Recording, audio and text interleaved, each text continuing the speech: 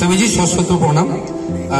দেখুন মাইক হাতে আমি এতটা কমফোর্টেবল নয় যতটা র্যাকেট হাতে, তাও স্টেজে যখন এসছি দুটো কথা বলতেই হয়।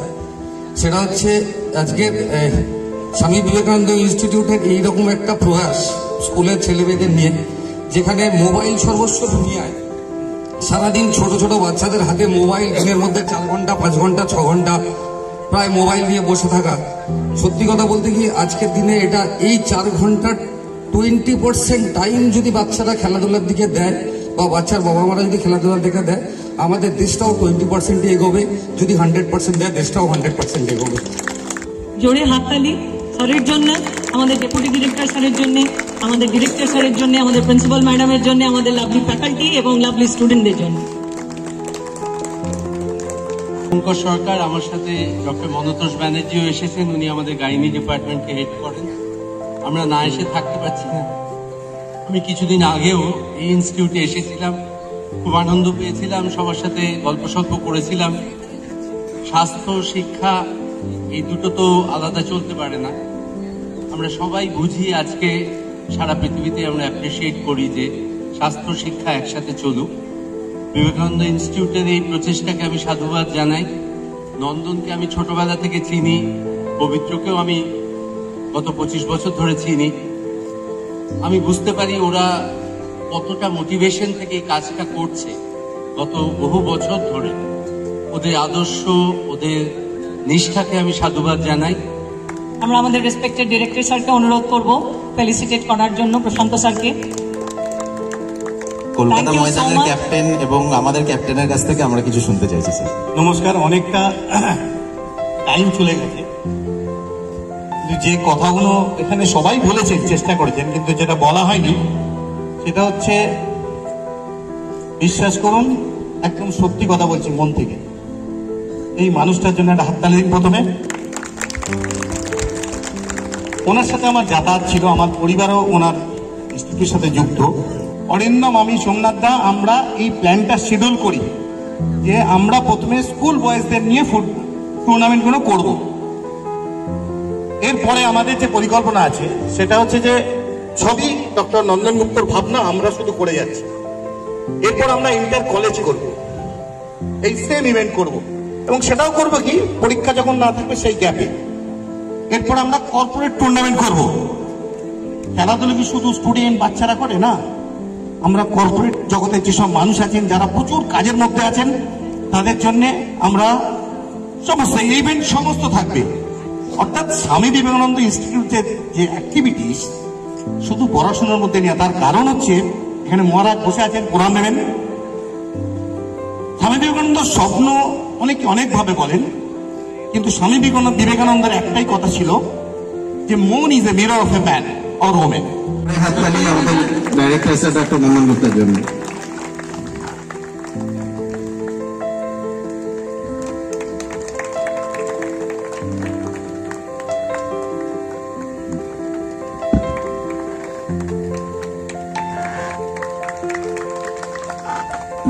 স্যারের কাছ থেকে মুখ শুনতে যাচ্ছি। নমস্কার। এখানে মহারাজ আছেন, বিখ্যাত প্লেয়ার আছেন, সিনিয়রদের সবাইকে নমস্কার জানাই। এখানে অনেক গার্জেন এসছেন যারা আমার একটু বড়, তাদেরকেও নমস্কার জানাই, ছোটদের ভালোবাসা জানাই। এখানে সবাই প্রত্যেকটা বিষয়ে জানিয়েছে, প্রত্যেকটা জিনিসকে। আমি তার মধ্যে আরো একটা দুটো জিনিস অ্যাড করতে চাই, যেটা স্টুডেন্টদের জন্য মেনলি। সেটা হচ্ছে যেটা লাস্টে প্রশান্তবাবু বললেন, যে খেলাধুলো কিন্তু জীবনের অনেকগুলো শিক্ষা শেখায়। যারা শুধু পড়াশোনা করে তারা সেই জিনিসগুলো জানে না। যারা হয়তো সবসময় ফার্স্ট হয়েছে, তারা হার থেকে কোনোদিন, যেহেতু কোনো এক্সপিরিয়েন্স নেই, হার থেকে করে ঘুরে দাঁড়াতে হয়, তারা কোনোদিন শেখে না। তাই খেলাধুলায় প্রতিদিন যেহেতু কেউ জেতে না, মাঝে মাঝে হারের সম্মুখীন হয়, তখন কিন্তু তার মধ্যে আবার একটা নতুন প্রতিজ্ঞা, নতুন একটা লড়াই করার ইচ্ছা জন্ম হয়, যেটা কিন্তু জীবনের প্রতিটা দিন খুব দরকার। পার্টিকুলারলি এখন এই যে একটা বড় ডিসরাপশন, আর্টিফিশিয়াল ইন্টেলিজেন্স আসবে, এবং সেটার জন্য যারা এক্সিস্টিং খুব এস্টাবলিশড, তাদের মধ্যেও অনেকে খুব চ্যালেঞ্জের মুখে পড়বে, তাদের কারো জবও চলে যেতে পারে। কিন্তু জীবনের এরকম প্রত্যেকটা সময় বারবার যে এই ডিসরাপশন গুলো আসে, খেলাধুলার সময়ও কোনো ক্রিকেটার হঠাৎ করে একটা নতুন বোলার একদম নতুন ভাবে বল করছে, যখন নতুন স্ট্র্যাটেজি করতে হয়, তো লাইফেও বারবার স্ট্র্যাটেজি চেঞ্জ করতে হয়। তো এই লড়াইটা কিন্তু প্রতিটা স্টুডেন্ট যখন খেলাধুলার মধ্যে থাকবে প্রতিদিন সে নিজে নতুন করে ভাবে এবং নতুন করে এই লড়াইয়ের স্ট্র্যাটেজি করে। তো এটা খুব ইম্পর্টেন্ট, এই জন্য খেলাটা খুব দরকার। পার্টিকুলারলি লিডারশিপ কোয়ালিটি, একসঙ্গে টিম বন্ডিং, এই প্রত্যেকটা জিনিস নিজেদের জীবনে খুব লাগে। তো প্রত্যেকটা জিনিসই কিন্তু খেলাধুলার মাধ্যমে উঠে আসে।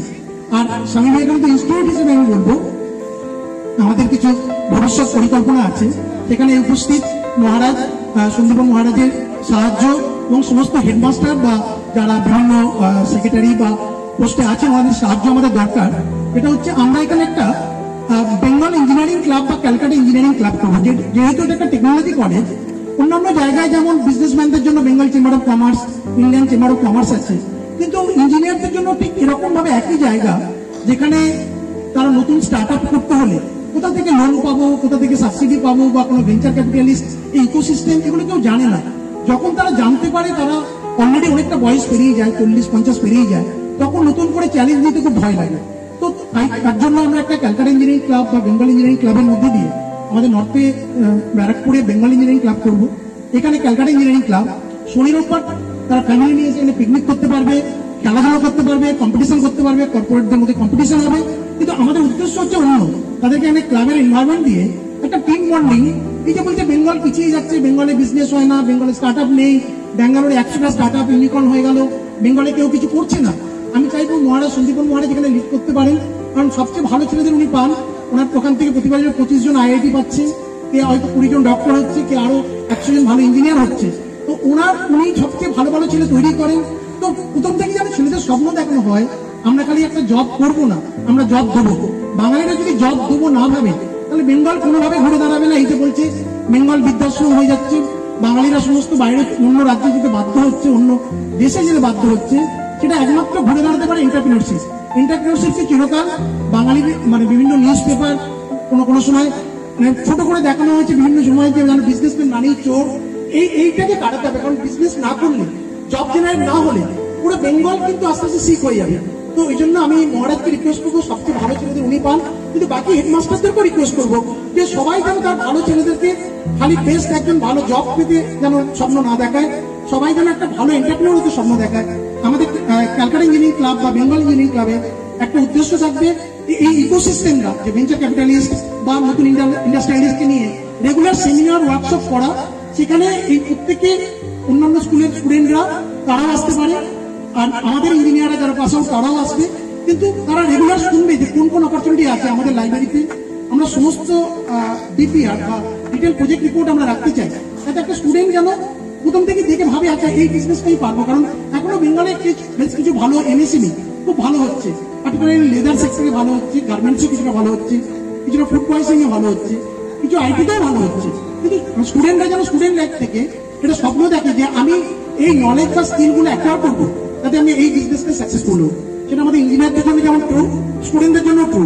আর আরেকটা আমাদের টার্গেট আছে, যেমন খেলাধুলার সঙ্গে সঙ্গে ম্যাথস অলিম্পিয়াড বা সায়েন্স অলিম্পিয়াডের কোথাও কোনো কোচিং সেন্টার নেই, লোকে প্রত্যেকে পরীক্ষা দেয় কোনো প্রিপারেশন ছাড়া। আমরা যদি একটা ম্যাথমেটিক্স লাভ ফাউন্ডেশন, লাভ ম্যাথমেটিক্স ফাউন্ডেশন বা লাভ সায়েন্স বা ফিজিক্স ফাউন্ডেশন করতে পারি, যেখানে এই বেস্ট ফ্যাকাল্টিদের এনে আমরা যদি তাদেরকে এই সায়েন্স ট্যালেন্টের জন্য ভালো তৈরি করতে পারি, অ্যাটলিস্ট যেমন খেলাধুলায় সাউথ চব্বিশ পরগনা ভালো করবে, অ্যাটলিস্ট এই 25টা স্কুল বা 50টা স্কুলের সঙ্গে নরেন্দ্রপুরকে লিডারশিপ দিয়ে আমরা যদি এই অলিম্পিয়াডগুলোতে, এই বছর অলিম্পিয়াডে ম্যাথস অলিম্পিয়াডে নরেন্দ্রপুর থেকে ফার্স্ট বা সেকেন্ড হয়েছে, তো এরকম মানে সাকসেসটা অনেক বাড়তে পারবে যদি আমরা প্রপার প্রফেশনাল কোচিং এর মাধ্যমে এই জিনিসটা পৌঁছে দিতে পারি। আর একটা ছোট জিনিস লাস্টে বলবো যে এই বছর আইআইটিতে একটি রাজমিস্ত্রি ছেলে বাঁকুড়া থেকে 450 র্যাঙ্ক করেছে, কুসুম্বর একটি ছেলে 700 র্যাঙ্ক করেছে। মানে এই যে টেকনোলজি একটা গ্রেট লেভেল, আগে যারা ওটাতে যেত খালি তারাই ভালো র্যাঙ্ক করতো, এখন সমস্ত বেস্ট প্রফেসরদের ভিডিও তোমরা কিন্তু নেটে ফিজিক্সওয়ালা বা আন একাডেমি বা এগুলোতে দেখতে পাবে। আমি এই কারণেই কথাটা বলছি, মাত্র 100 টাকা বা 200 টাকা একটা জিওর কানেকশনে একটি ছেলে কিন্তু ওয়ার্ল্ডের সবচেয়ে বেস্ট টিচারদের ভিডিও দেখতে পাচ্ছে। সে কারো থেকে পিছিয়ে নেই, সে এই ভিডিওগুলো থেকে সবচেয়ে ভালো কম্পিটিশনে সবচেয়ে ভালো র্যাঙ্ক করতে পারে, এবং ভবিষ্যতেও যদি ইঞ্জিনিয়ারিং যাদবপুর বা খড়গপুরে না পায়, কেউ পিছিয়ে নেই। এই মাত্র অলোকদা বললেন ওনার ছেলে হেরিটেজে পড়েছিল, তার আগে কাঠামো ভবনে ফার্স্ট হতো, তারপর হেরিটেজে ফার্স্ট হতো, তারপর আইআইটির সমস্ত ছেলেকে হারিয়ে মাত্র 18 জনের মধ্যে ভাবা রিসার্চ সেন্টারে 18 জনের মধ্যে সিলেক্টেড হয়েছে। 1,65,000 ছেলে পরীক্ষা দিয়েছিল। তো তার মানে প্রাইভেটে পড়া মানেই সে পিছিয়ে গেল না, আইআইটিতে পেল না বলে বা যাদবপুরে পেল না বলে নয়, এটাকে ম্যারাথন রেস। অনেকেই আছে প্রথম দিকটা ভালো না করে পরের দিকটা ধরে থেকে অনেক দূর এগোনো যায়। যারা খেলাধুলো করে তারা এই লং ম্যারাথন রেসের লড়াইটা তারা জানে।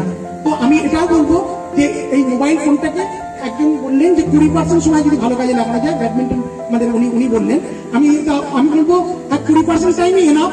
যদি তুমি একটু পজিটিভ দিকে লাগাও তাহলে দেখে তারপর তোমাকে মোবাইলে বারবার ওই মেসেজগুলোই দেবে যেগুলো তোমাকে হেল্প করেছে। তো এফেক্টিভলি তুমি কিন্তু দেখবে একটা পজিটিভ সাইকেলে, মানে ভিক্টরিয়াস সাইকেলে তুমি চলে যাবে। আদারওয়াইজ সবাই এটাকে নেগেটিভ কাজে ইউজ করে, একটা ভিসিয়াস সাইকেলে থাকে। তো আমি বলবো যে একটু ভালো জিনিস করবো, এআই কি চেঞ্জ আনবে ওয়ার্ল্ডে, বেসিক জিনিস তোমার যা প্রশ্ন হচ্ছে ওটাই জানতে চাও, যে এআই জন্য জব সিনারিও কেমন চেঞ্জ হবে, বা লার্জ ল্যাঙ্গুয়েজ মডেলটা কি, বা স্যাম আল্টম্যান কে, মানে বেসিক জিনিস জানতে চাও। বাকিটা কিন্তু তোমাকে এআই শিখিয়ে দেবে। আপনার মোবাইল ক্যামেরা তোমাকে বারবার এত ভালো অ্যাট্রাকটিভ নিউজ দেবে, দেখবে তুমি একটা পজিটিভ সাইকেলের মধ্যে চলে এসছো এবং তুমি জীবনটাকে অনেক ভালোভাবে করতে পারবে। আমি সময় নষ্ট করবো না, অন্ধকার হয়ে গেছে, অনেক দূর থেকে সবাই এসছে। এই বলে সবাইকে ধন্যবাদ জানিয়ে আমি বক্তব্য শেষ। ঘাসিয়ারা বিদ্যাপীঠ টিমের জন্য একটা বিগ রাউন্ড অফ অ্যাপ্লজ।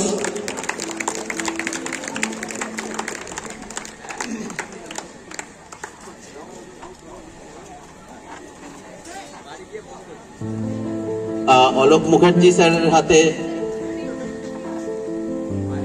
আমাদের প্রাইজ গুলো এসছে, একটু সামনে নিয়ে আসবেন।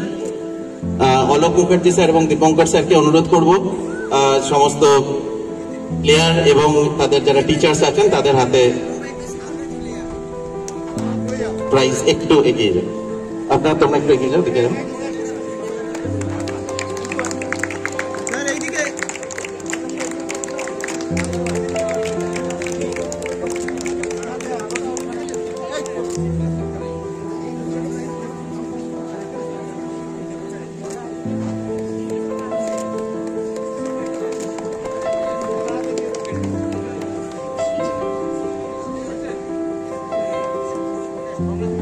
Congratulations, Ghasiyara Vidyapith team. Orgodip Mondol 5 wickets in 3 matches from Ghasiyara Vidyapith.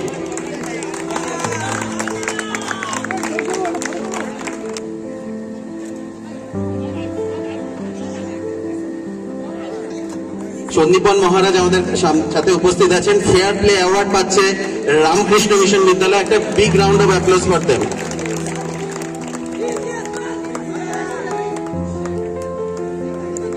এরপরের অ্যাওয়ার্ডের দিকে আমরা চলে যাচ্ছি। হাইয়েস্ট উইকেট ঘাসিয়ারা টিমের ক্যাপ্টেন অক্ষয় নস্কর 153 রান এবং 3টে উইকেট।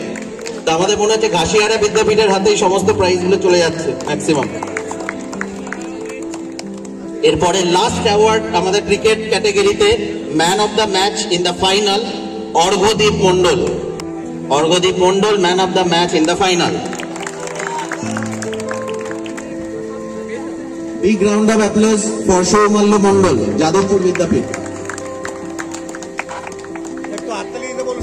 একটা জোরে হাততালি, জোরে হাততালি, হাততালি বন্ধ হলে চলবে না। পজিশনের জন্য ডেকে নেব Priyanshu Das, Harinavi DVS high school থেকে। Priyanshu Das, Harinavi DVS high school second position holder. তাদের ডিভিএস স্কুলের শিক্ষককেও আমরা অনুরোধ করবো স্টেজে মঞ্চে আসার জন্য। Round of applause for Ritam Rai Chaudhary from Baripur High School.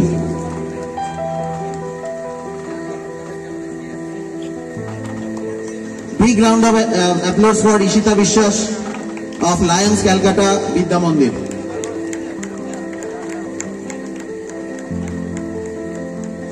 Brotosri Roy Chaudhary Jadavpur Vidyapith.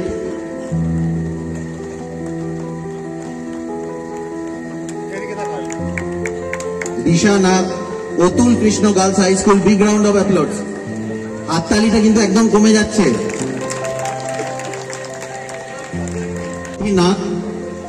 Narayana school Sonarpur.